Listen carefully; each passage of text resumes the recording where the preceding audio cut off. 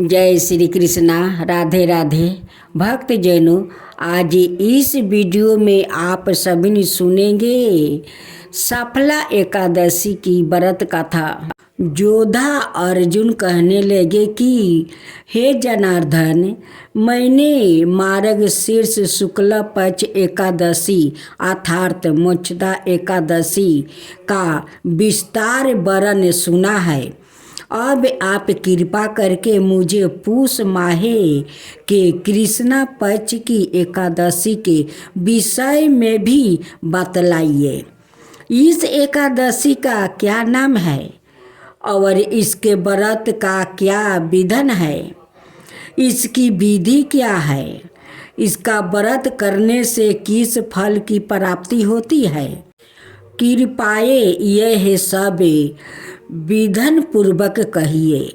भगवान श्री कृष्ण बोले, पूष माहे के कृष्णा पक्ष में आने वाली इस एकादशी को सफला एकादशी कहा जाता है। इस एकादशी के देवता श्री नारायण है। विधि पूर्वक इस व्रत को करना चाहिए। जिस प्रकार नागों में शेष नाग है, पंछियों में गरुड़ है, सब ग्रहों में चंद्रमा है, जगों में अश्वमेध है और देवताओं में भगवान विष्णु श्रेष्ठ है, उसी तरह सब व्रतों में एकादशी का व्रत श्रेष्ठ है। जो मनुष्य सदाए एकादशी का व्रत करते हैं वो मुझे परम प्रिय है। भक्त वत्सल भगवान श्री कृष्णा कहने लगे कि धर्मराज अर्जुन, मैं तुम्हारे स्नेह के कारण तुमसे कहता हूँ कि एकादशी व्रत के अतिरिक्त मैं अधिक से अधिक दक्षिणा पाने वाले यज्ञ से भी प्रसन्न नहीं होता। अतः इसे अत्यंत भक्ति और श्रद्धा से युक्त होकर करे। हे राजन, द्वादशी युक्त पूष कृष्णा एकादशी का महात्म्य तुम एकाग्रचित होकर सुनो। चंपावती नगरी में एक महिषमान नाम का राजा राज करता था। उसके 4 पुत्र थे। उनमें से सबसे लुम्पक नाम वाला 12 राजपुत्र महापापी था। वो पापी सादा पर स्त्री और वेश्यागमन और दूसरे बुरे कर्मों में अपने पिता का धन वो नष्ट किया करता था। सदाए ही देवता ब्राह्मण विष्णु की निंदा किया करता था। जब राजा को अपने बड़े पुत्र के ऐसे कुकर्मों का पता चला तो उन्होंने उसे अपने राज्य से निकाल दिया था। तब लुम्पक विचारने लगा कि कहाँ जाऊं, क्या करूं। अंत में उसने चोरी करने का निश्चय किया। दिन में वो वन में रहता और रात्रि को अपने पिता की नगरी में चोरी करता और प्रजा को तंग करने और उन्हें मारने का कुकर्म करता। कुछ समय पश्चात सारी नगरी भयभीत हो गई। वह वन में रहकर पशु आदियों को मारकर वो खाने लगा। नगरी के और राज्य के कर्मचारियों उसे पकड़ लेते, किंतु राजा के भय से वो छोड़ देता था। वन के एक अति प्राचीन विशाल पीपल का वृक्ष था। लोग उसकी भगवान के समान पूजा करते थे। उसी वृक्ष के नीचे वह महापापी लुम्पक रहा करता था। इस वन को लोग देवताओं की कीड़ा स्थली मानते थे। कुछ समय पश्चात पूस कृष्णा पक्ष की 10वीं के दिन वहाँ वस्त्रहीन होने के कारण शीत के चलते सारी रात्रि सो नहीं सका। उसके हाथ पैर अकड़ गया। सूर्योदय होते होते वह मूर्छित हो गया। दूसरे दिन एकादशी को मध्यम के समय सूर्य की गर्मी पाकर उसकी मूर्छित दूर हो गई। गिरता पड़ता वो भोजन की तलाश में निकला। पशुओं को मारने में वो निष्फल हो गया था और पेड़ों के नीचे गिरे हुए फल उठाकर वापस उसी पीपल वृक्ष के नीचे आ गया। उस समय तक भगवान सूर्य अस्त हो चुके थे। वृक्ष के नीचे फल रखकर कहने लगा, हे भगवान, अब आपके ही अर्पण है, यह फल आप ही दीर्पित हो जाए। उस रात्रि को दुख के कारण रात्रि को भी नींद नहीं आई। उसके इस उपवास और जागरण से भगवान अत्यंत प्रसन्न हो गए और उसके सारे पाप नष्ट हो गया। दूसरे दिन प्रात एक अति सुंदर घोड़ा अनेक सुंदर वस्तुओं से वो साजा हुआ उसके सामने आकर खड़ा हो गया।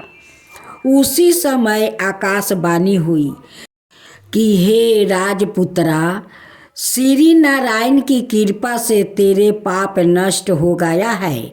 अब वापस अपने घर पिता के पास जाकर राज्य प्राप्ति करो। ऐसी वाणी सुनकर वह अत्यंत प्रसन्न हुआ और दिव्या वस्तु धारण करके भगवान आपकी जय हो कहकर एक अच्छे इंसान के रूप में अपने पिता के पास गया और सारा वृत्तांत बताया। उसके पिता ने प्रसन्न होकर उसे समस्त राज्य का भार सौंप दिया और भक्ति में वो लीन हो गया। अब लुम्पक शास्त्रों अनुसार राज्य करने लगा।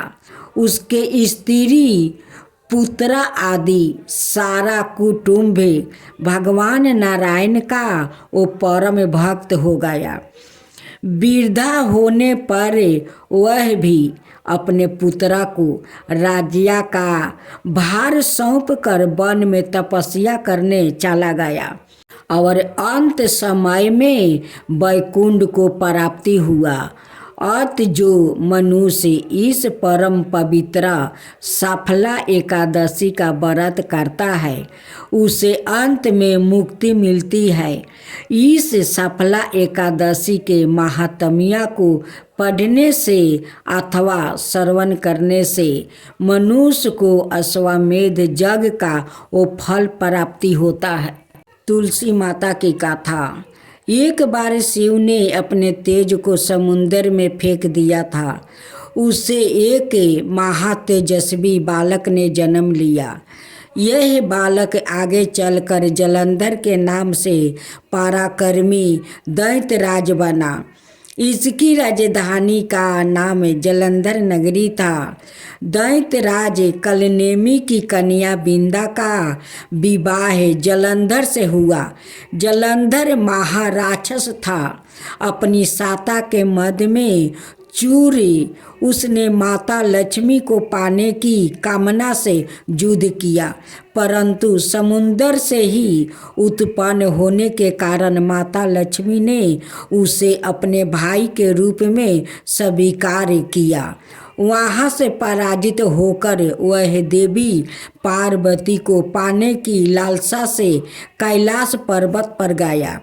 भगवान देव शिव का ही रूप धारण कर माता पार्वती के समीप गया, परंतु माँ ने अपने योग बल से उसे तुरंत पहचान लिया और वहाँ से अंतर्ध्यान हो गई। देवी पार्वती ने क्रोध होकर सारा वृत्तांत भगवान विष्णु को सुनाई। जलंधर की पत्नी बिंदा अत्यंत पतिव्रता स्त्री थी। उसी के पतिव्रता धर्म की शक्ति से जलंधर ना तो मारा जाता था और ना ही पराजित होता था। इसलिए जलंधर का नाश करने के लिए बिंदा का पतिव्रता धर्म को भंग करना बहुत आवश्यक था। इसी कारण भगवान विष्णु श्री का भेष धारण कर वन में जा पहुँचे, जहाँ बिंदा अकेली भ्रमण कर रही थी। भगवान के साथ 2 मायावीर राक्षस भी थे, जिन्हें देखकर बिंदा भयभीत हो गई। ऋषि ने बिंदा के सामने पल में दोनों को भस्म कर दिया। उनकी शक्ति देखकर बिंदा ने कैलाश पर्वत पर महादेव के साथ युद्ध कर रही थी अपने पति जलंधर के बारे में पूछी।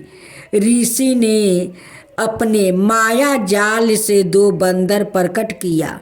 एक बानर के हाथ में जलंधर का सिर था और दूसरे के हाथ में धर। अपने पति की यह दशा देखकर बिंदा मूर्छित होकर वो गिर पड़ी। होश में आने पर उन्होंने ऋषि रूपी भगवान से विनती की कि वह उसके पति को जीवित करे। भगवान ने अपनी माया से पुनः जलंधर का सिर धड़ से जोड़ दिया, परंतु सवाए भी वह उसी शरीर में प्रवेश कर गई। बिंदा को इस छल का तनिक भी आभास ना हुआ। जलंधर बने भगवान के साथ बिंदा पतिव्रता का व्यवहार करने लगी, जिससे उसका सतीव्रता भंग हो गया। ऐसे होते ही बिंदा का पति जलंधर युद्ध में हार गया। इस सारी लीला का जब बिंदा को पता चला तो उसने क्रोध होकर भगवान विष्णु को हृदयहीन शिला होने का श्राप दे दिया। अपने भक्त के श्राप को भगवान विष्णु ने स्वीकार किया और शालिग्राम में पत्थर बन गया। सृष्टि के पालनकर्ता के पत्थर बन जाने से ब्रह्मांड में अतुलनीय की स्थिति हो गई। यह देखकर सभी देवी देवताओं ने बिंदा से प्रार्थना की, ओ भगवान विष्णु को श्राप मुक्ति कर दे। बिंदा ने भगवान विष्णु को श्राप मुक्ति कर दिया, सवाए आत्मदाह कर लिया। जहाँ बिंदा भस्म हुई थी वहाँ तुलसी का पौधा उगा। भगवान विष्णु ने बिंदा से कहा, हे बिंदा, तुम अपने सतीव्रता के कारण मुझे लक्ष्मी से भी अधिक प्रिया हो गई हो। अब तुम तुलसी के रूप में सदा मेरे साथ रहोगी। तब से तुलसी विष्णु और कृष्णा के साथ रहने लगी। तुलसी बिना विष्णु भगवान भी भोजन ग्रहण नहीं करते हैं और नहीं कृष्णा करते हैं। उसलिए कृष्णा भगवान और विष्णु भगवान के तुलसी प्रिया बन गई। इसके अलावा तुलसी को वरदान प्राप्ति है कि जिस घर में तुलसी रहेगी वहाँ यम के दूत भी असमय नहीं जा सकते। मृत्यु के समय जिसके प्राण मंजीरी रहती है, तुलसी और गंगा जल मुख में राख कर निगल जाते हैं, वह पापों से मुक्ति हो जाते हैं और वैकुंठ धाम को प्राप्ति होता है। और साथ में माता लक्ष्मी की आरती। कथा के अनुसार एक समय की बात है, किसी शहर में कई लोग रहते थे। सभी अपने कामों में व्यस्त रहते थे। किसी को किसी से कोई मतलब नहीं था। भजन कीर्तन भक्ति भाव दया माया परोपकार जैसे संसारों का अभाव हो चुका था। शहर में बुराइयां बढ़ गई थी। जुआ, रस, व्यभिचार, चोरी, डकैती आदि बहुत से गुनाह शहर में होने लगा था। इसके बावजूद उस शहर में कुछ अच्छे लोग भी रहता था। इनमें शीला नाम की औरत जो धर्मी की, पराकीर्ति और संतोष स्वभाव वाली थी। उनका पति भी विवेकी और सुशील था। शीला और उसका पति कभी किसी की बुराई नहीं करता था और भगवान का भजन करने में अच्छी तरह समय व्यतीत कर रहे थे। शहर के लोग उनकी गृहस्थी की सराहना करते थे। देखते ही देखते समय बदल गया। शीला का पति की अच्छी संगति बुरी में बदल गई। अब वो जल्द से जल्द करोड़पति बनने का ख्वाब देखने लगा। इसलिए वो गलत रास्ते पर चल पड़ा और फलस्वरूप उसकी हालत भिखारी जैसी हो गई। शराब, जुआ, रस, सरस, गांजा आदि बुरी आदतों में शीला का पति भी फंस गया।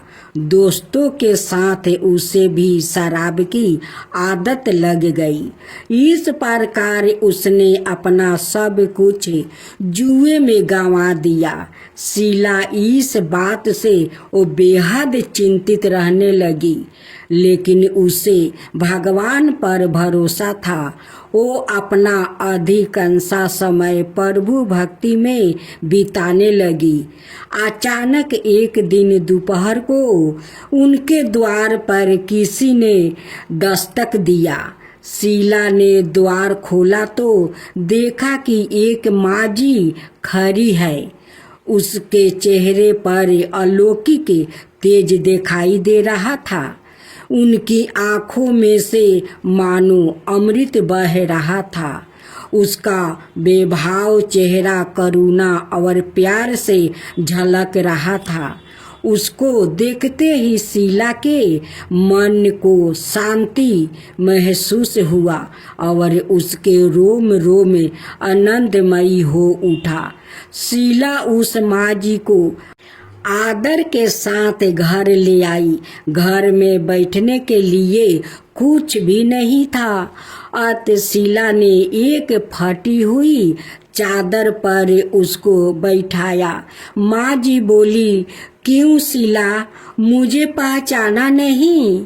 हर शुक्रवार को लक्ष्मी जी की मंदिर में भजन कीर्तन के समय मैं भी वहाँ आती हूँ। इसके बावजूद शीला कुछ समझ नहीं पा रही थी। फिर माँ जी बोली, तुम बहुत दिनों से मंदिर नहीं आई, इसलिए मैं तुम्हें देखने चली आई। माँ जी के प्रेम भरे शब्दों से शीला का हृदय पिघल गया। उसकी आंखों में आंसू आ गया और वो बिलख बिलख कर रोने लगी। माँ जी ने कहा, बेटी, सुख और दुख तो धूप और जैसे होता है। धैर्य रखो बेटी, मुझे तेरी सारी परेशानी पता है। माँ जी के व्यवहार से शीला को काफ़ी संबल मिला और सुख की आशा में उसने माँ जी को अपनी सारी कहानी कह सुनाई। माँ जी के व्यवहार से शीला को काफ़ी शगुन मिला और उनसे माँ जी को अपनी सारी कहानी सुनाई। शीला के पूछने पर माँ जी ने उसे व्रत की सारी विधि बता भी दिया। माँ जी ने कहा, बेटी, माँ लक्ष्मी जी का व्रत बहुत सरल है। उसे वरद लक्ष्मी व्रत या बेभाव लक्ष्मी व्रत कहा जाता है। ये व्रत करने वाले की सब मनोकामना पूर्ण होती है। वो सुख संपत्ति और यश प्राप्ति करता है। शीला यह सुनकर आनंदित हो गई।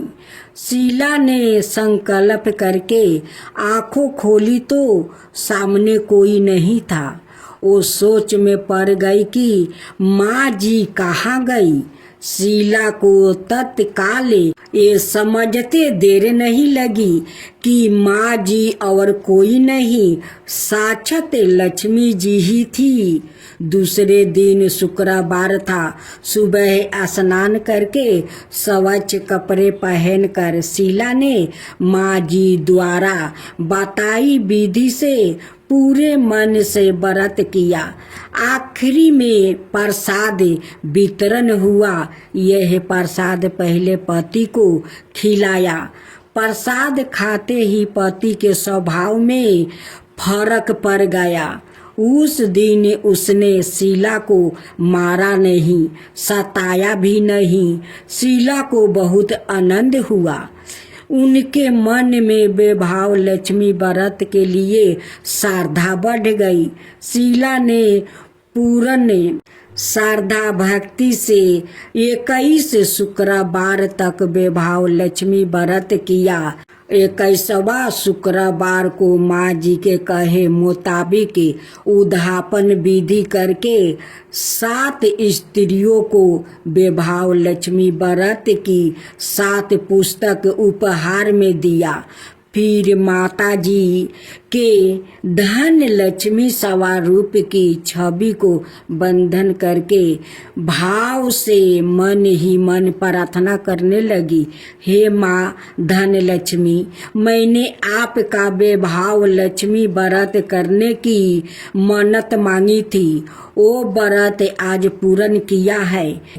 हे माँ मेरी हर विपत्ति दूर करो, हमारा सबका कल्याण करो।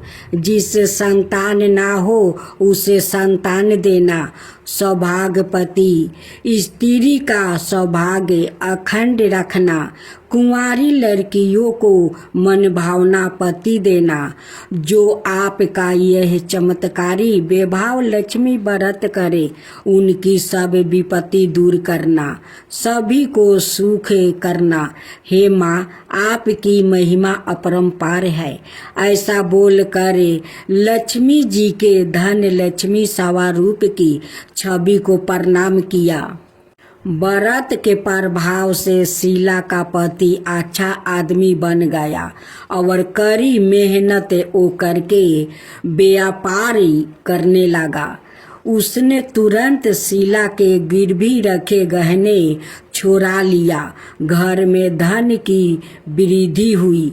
घर में पहले जैसी सुख शांति छा गई। बेभाव लक्ष्मी व्रत का प्रभाव देखकर मोहल्लों की दूसरी स्त्रियां भी विधि पूर्वक बेभाव लक्ष्मी व्रत करने लगी। प्राण में शनि का था। बचपन से ही शनि भगवान श्री कृष्णा के परम भक्त थे। वो श्री कृष्णा के अनुराग में ध्यान रहा करता था। वयस्क होने पर इनके पिता ने चित्ररथ की कन्या से इनका विवाह करवा दिया था। इनकी पत्नी सती साध्वी और परम तेजस्विनी थी। एक रात वो ऋतु स्नान करके पुत्र प्राप्ति की इच्छा से शनिदेव के पास पहुंच गई। पर यहाँ श्री कृष्णा के ध्यान में वो बैठे थे। इन्हें ब्रह्म संसार की सुधि नहीं थी। पत्नी प्रतीक्षा करके थक गई। उसका ऋतु काल निष्फल हो गया। इसलिए उसने क्रोध होकर शनिदेव को श्राप दे दिया कि आज से जिसे तुम देख लोगे वो नष्ट हो जाएगा। ध्यान टूटने पर शनिदेव ने अपनी पत्नी को मनाया। पत्नी को भी अपनी भूल पर पछताप हुआ, किंतु श्राप के प्रतिकार की शक्ति उसमें नहीं थी। तभी से शनि देवता अपना सिर नीचे करके वो रहने लगा, क्योंकि वह नहीं चाहते थे कि इनके द्वारा किसी का नुकसान हो। शनि के आदि देवता प्रजापति, ब्रह्मा और प्रत्यादि देवता यम है। इनका वर्ण कृष्णा वाहन गिद्ध है और रथ लोहे का बना हुआ है। यह एक एक राशि में 30-30 महीने तक वो रहते हैं।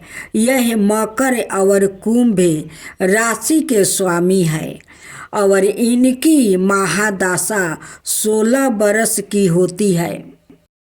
ज्योतिषी शास्त्र के अनुसार शनि ग्रह आदि कहीं रोहिणी संकट वेदन कर दे तो पृथ्वी पर 12 बरस घोर दुर्भिक्षा पड़ जाए और प्राणियों का बचना ही कठिन हो जाए।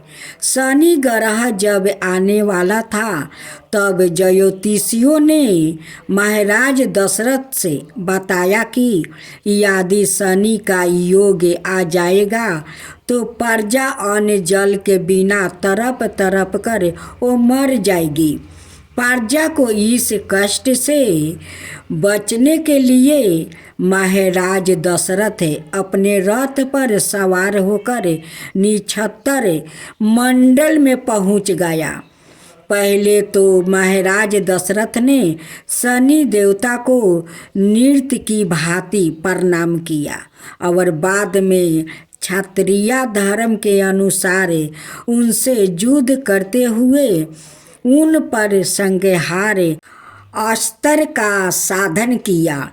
शनि देवता महाराज की कर्तव्य निष्ठा से परम प्रसन्न हुआ और उसने वर मांगने के लिए कहा। महाराज दशरथ ने वर मांगा कि जब तक सूर्य नक्षत्र आदि विद्यमान है तब तक आप संकट वेदन ना करें। शनि देव ने उन्हें वर देकर संतोष कर दिया।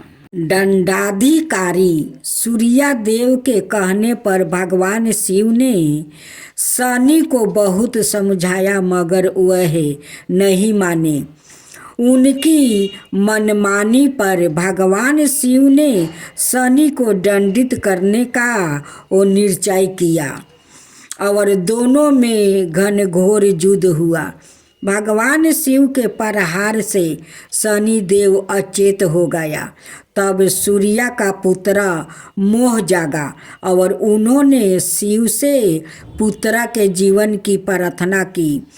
तत्पश्चात शिव ने शनि को दंडाधिकारी बना दिया। शनि न्यायाधीश की भांति जीवों को दंड देकर भगवान शिव का सहयोग करने लगा। एक बार पिप्पलद मुनि की बाल्यावस्था में ही उसके पिता का देहांत हो गया। बड़े होने पर उनको गाता हुआ कि उनकी पिता की मृत्यु का कारण शनि है, तो उन्होंने शनि पर ब्रह्म दंड का वो साधन किया। उसके प्रहार सहने में असमर्थ शनि देव भागने लगा। विकलांग होकर शनि भगवान शिव से प्रार्थना करने लगा। भगवान शिव ने प्रकट होकर पिप्पलद मुनि को बोध कराया कि शनि तो केवल दृष्टि नियमों का पालन करते हैं। यह जानकर पिप्पलद ने शनि को क्षमा कर दिया। शनिदेव के कारण गणेश जी का सिर छेदन हुआ। शनिदेव के कारण राम जी को वनवास हुआ था। रावण का संहार शनिदेव के कारण हुआ था। शनिदेव के कारण पांडवों को राज्य से भटकना पड़ा।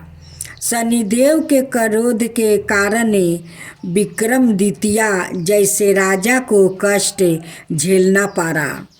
शनिदेव के कारण राजा हरिश्चंद्र को दर दर की ठोकरें खानी पड़ी। राजा नल और उनकी रानी दंपति को जीवन में कई कष्ट का सामना करना पड़ा था। इनकी शांति के लिए मृत्युंजय ने जप, नीलम धारण और ब्राह्मण को तिल, उड़द, भैंस, लोहा, तेल, काला वस्तु, नीलम काली गऊ, जूता, कस्तूरी और स्वर्ण का दान देना चाहिए। सही